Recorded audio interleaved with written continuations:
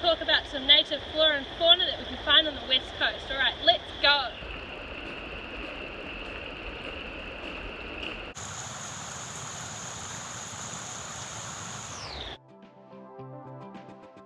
I'm standing under a really beautiful tree. It's called a raymond. The way we can identify this is it's got really droopy leaves, and if it's a male, it will be really prickly, and if it's a female, it will be really soft. This one's prickly, so it's obviously a male.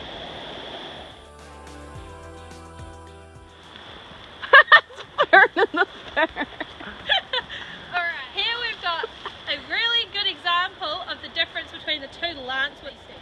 This right here is a juvenile lancewood, and they have adapted to be able to protect themselves from the mold. So if you look closer, they've got like prickly leaves, and behind us we've got the adult flower. See how the difference in the leaves, how when they reach above the mold they get shorter. Let's carry on with our walk.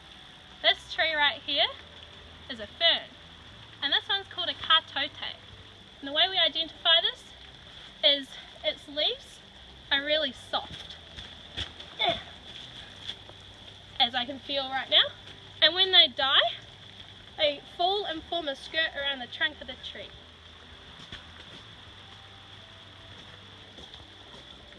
This is another native species west coast. It's called a tortora. The way we identify it is its bark is red and flaky, and it's got short little prickly leaves.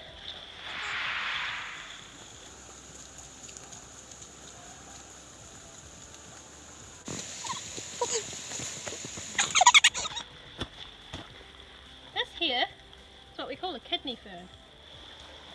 Now they're pretty special because they're an epiphyte.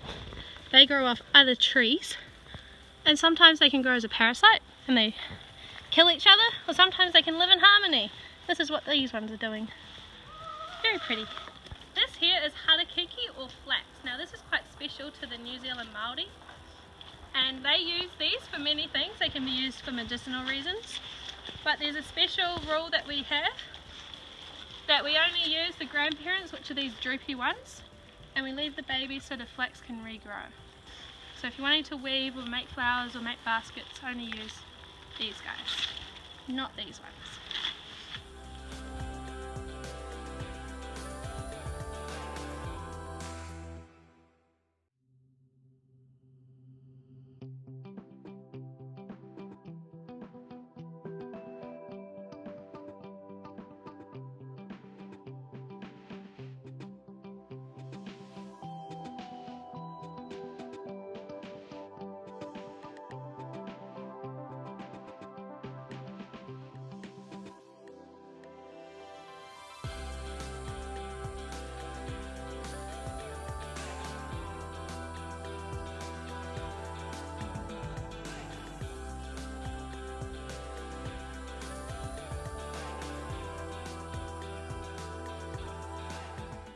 Is gorse.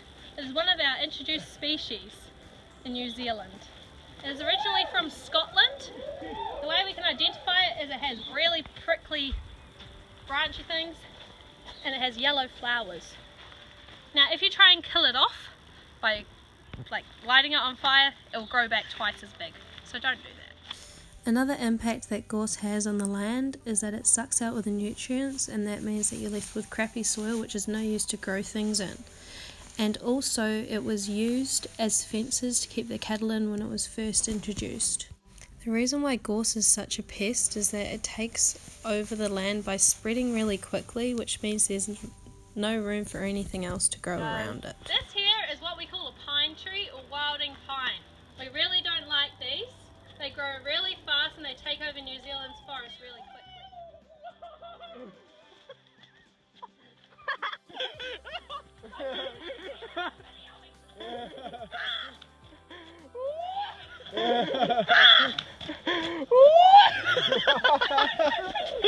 You should make an appearance in it. So now we're going to move on to fauna. And one of these birds that I want to show you is a South Island robin. Now they're pretty special because their numbers are declining and they're also endemic to New Zealand. This right here is a silver eye. and they're found in both Australia and New Zealand, including the west coast.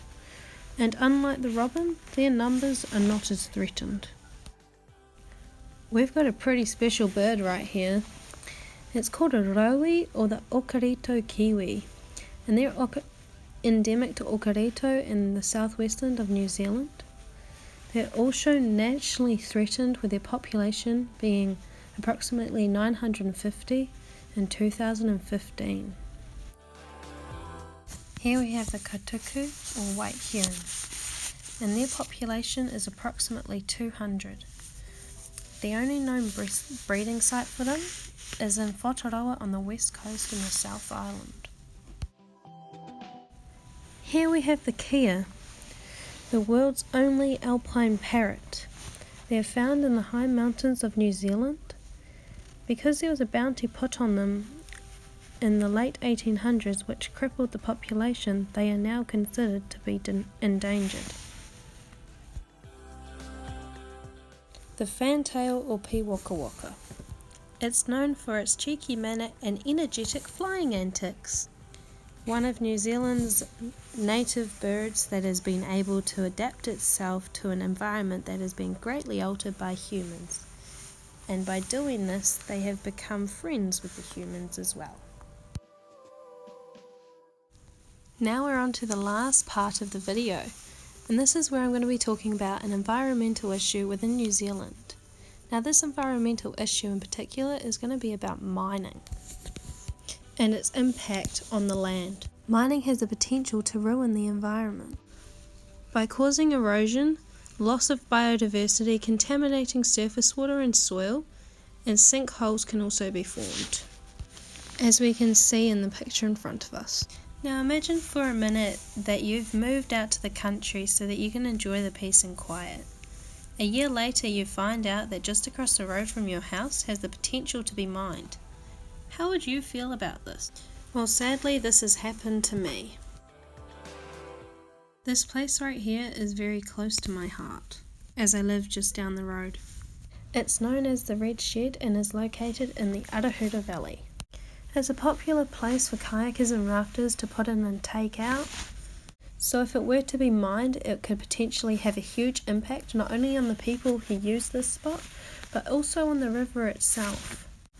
By causing the river to erode, it could also be polluted by runoff, which means that the fish and other living organisms in the river could die, as well as the fact that it would destroy the peace and quiet of the countryside.